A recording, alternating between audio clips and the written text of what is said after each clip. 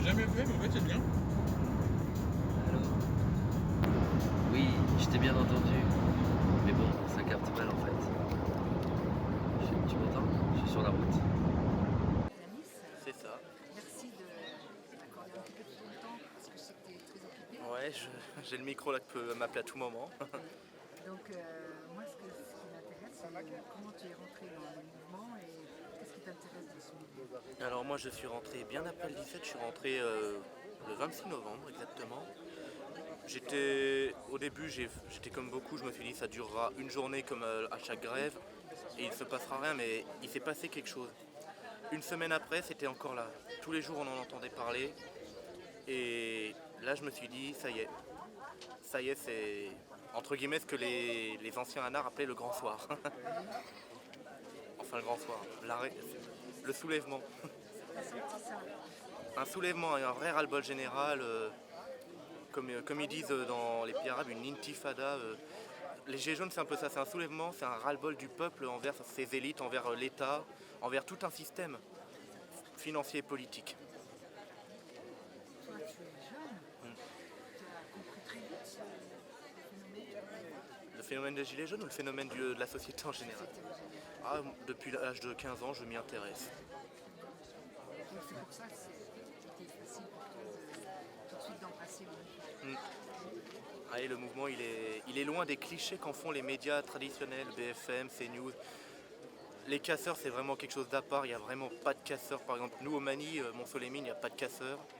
Il n'y a que des gens bienveillants qui font vivre la devise de la France, la troisième devise, fraternité. Et vous êtes surtout enfin, de toute classe sociale, toute origine, tout âge. Il y a tout. Il y a une assez importante majorité de retraités au Mani, même des retraités mineurs, parce qu'il y avait encore des mines. Excuse-moi, il y avait encore des retraités mineurs jusque dans les années 90. Il y avait il y a quelques jeunes, dont moi, on est assez minoritaire. Il y a des travailleurs, il y a des chômeurs. Ouais, c'est très très varié. Mais la tranche d'âge générale se situerait entre 35 et 70 ans. Et là, donc, on se trouve à Montceau-les-Mines, c'est Jean-Fief, J'habite pas très loin, oui. et donc c'est la troisième région. Oui. Donc, qu'est-ce que tu peux faire un bilan un petit peu, comment ça s'est passé, tout ça? Alors, Parce que tu faisais partie quand même Oui. des choses, parce que ça, Ouais. Ouais, d'ailleurs, je pourrais même comparer. J'ai fait commercier Saint-Nazaire en tant que délégué. Donc, commercier, on a vraiment ressenti, quand j'étais délégué, les états généraux, comme on fait pendant la Révolution française. Saint-Nazaire, il y avait toujours ce même esprit, mais avec un côté. Ce qui est sorti de Saint-Nazaire, c'est qu'il faut sortir du capitalisme. Et, et ça s'est accentué, la discussion s'est accentuée là-dessus, à Saint-Nazaire notamment. Et là, Monceau, j'ai pas eu le temps de trop suivre les débats. Je suis appelé un peu partout. Mais apparemment, c'est très enrichissant. Il y a des thèmes hyper intéressants, comme une sixième république, nouvelle constitution, le RIC. Tout ça se développe. Le municipalisme libertaire, en vue pour avoir par exemple des prochaines municipales. Il y a des thèmes intéressants. et donc c'est des thèmes politiques, mais pas seulement politiques, sociaux et philosophiques aussi. Ouais. Parce que les thèmes du marxisme, c'est Ouais. philosophique. Ah ben, à un moment, il ne faut pas dire que les Gilets jaunes sont apolitiques, ils sont apartisans plutôt. C'est-à-dire ils ne sont pas rattachés à un mouvement ou à un parti politique. Mais ils font de la politique, je veux dire les revendications, toutes les revendications qui ont pu circuler, c'est de la politique. Demander, demander par exemple le RIC, plus de démographie, c'est une revendication politique. Demander des augmentations de salaire, même de revenus en général, d'allocations handicapées, allocations familiales, quand tu revendiques quelque chose, c'est de la politique. Et là aujourd'hui à Nice, tu fais partie de quoi? Qu'est-ce que tu fais là?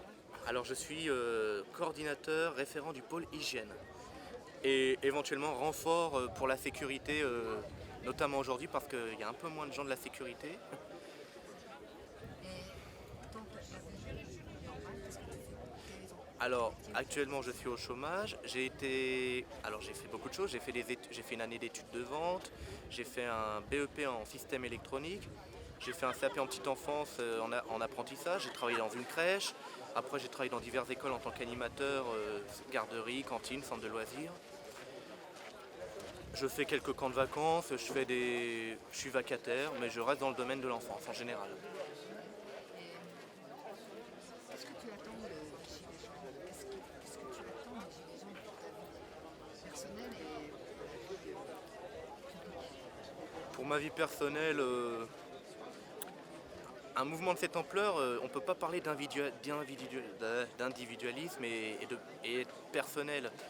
C'est vraiment un tout, c'est collectif. Moi, de ma vie personnelle, je n'attends vraiment rien, mais sur l'ensemble, un changement de société. Un changement de société, un monde meilleur, plus propre. Par exemple, service hygiène, un de mes boulots, c'est par exemple de la nature, l'environnement, là. Surveiller qu'on ne laisse rien traîner par terre. Mais pour ça, pour faire ce monde, ça passe par l'éducation, qu'elle soit populaire ou civique, comme à l'école. Ça passe par des petits riens en fait, même par des petits gestes, ne serait-ce que pour l'environnement, ne serait-ce que trier ses déchets, que de jeter dans la bonne poubelle. Ça passe par ça. C'est vrai, c'est ce qu'on a le sentiment d'ailleurs, en se côtoyant tous, c'est l'apprentissage, c'est apprendre à bien vivre ensemble. À bien vivre ensemble et à apprendre à apprendre des autres aussi. On a tous quelque chose à apprendre des autres. Moi, j'ai à apprendre par exemple de toi, de lui, de elle. Toi, lui ou elle, vous avez à apprendre de moi, de lui, de elle encore. On a tous à apprendre de quelque chose. L'instruction, l'éducation, c'est toute la vie. Il n'y a pas un moment dans la vie où on sait tout sur tout.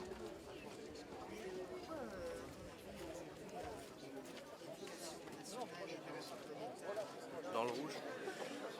C'est vrai qu'on se le demande. Je pense qu'au lieu de financer des services nationaux universels pour remettre le nouveau service militaire, ils ont quand même débloqué 1,5 milliard pour le mettre en place, alors qu'il y a des écoles et des hôpitaux, des EHPAD, ça craint quand même.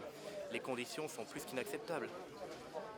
Il y a des écoles qui sont encore amiantées, il y a des EHPAD, il n'y a pas assez de personnel. Dans les hôpitaux, j'en parle pas, il y a une infirmière pour 20 patients. C'est tout sauf inhumain. C'est pas humain. C'est aussi ce que défendent les Gilets jaunes, c'est un humanisme en fait. Les Gilets jaunes sont des soigneurs en fait, des soigneurs de la société.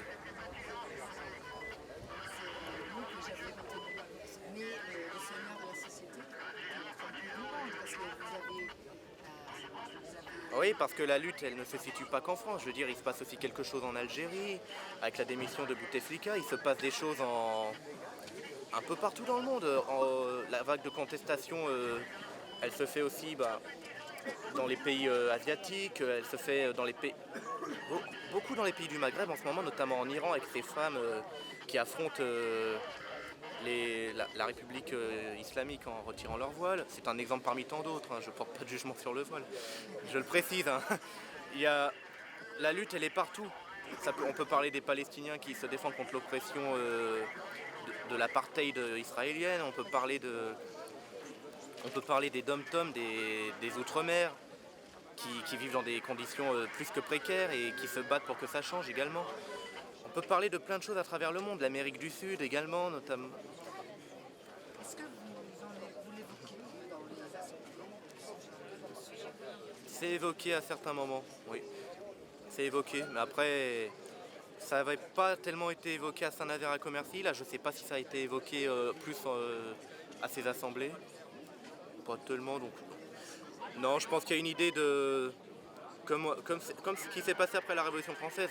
Il y a eu la Révolution française et ça a mené les pays alentours, ça leur a montré en quelque sorte, entre guillemets, la voie, en gros. J'aime pas trop ce terme, mais ça leur a montré qu'il y a des alternatives. Il y a toujours une alternative.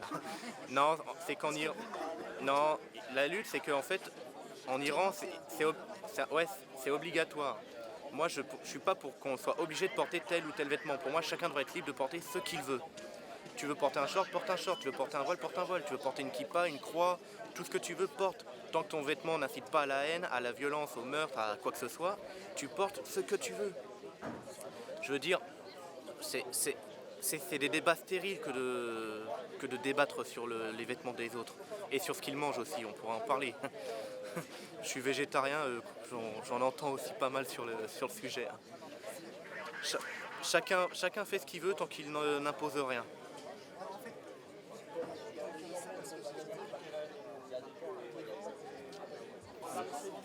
Ah oui, et puis non, et puis on critique l'Iran, mais je veux dire, non, mais les États-Unis, c'est ça qui est marrant. Il y a des bases militaires tout autour du pays. Et bientôt, ils vont nous faire croire. Ah, mais non, c'est l'Iran qui est autour de nos bases militaires. C'est une hypocrisie totale. C'est pour ça que le problème, le système, régler le problème en France et ailleurs, oui. Mais c'est surtout le problème, il est mondial. Mais une fois que tu résous le problème dans un pays ou dans deux pays, c'est comme une épidémie, c'est contagieux. Ça va, Serge ? C'est contagieux. La révolution, la lutte, c'est contagieux. Et heureusement. Mais malheureusement, la haine, le racisme, le fascisme, c'est tout aussi contagieux et tout aussi dangereux. Parce que de ça, on en meurt. On en meurt. Si on était vraiment si minoritaire que ça, je pense pas qu'on recevrait une telle répression. Il n'y a pas de honte à le dire, le gouvernement, d'ailleurs c'est dans le titre, le gouvernement, tout simplement. Le gouvernement...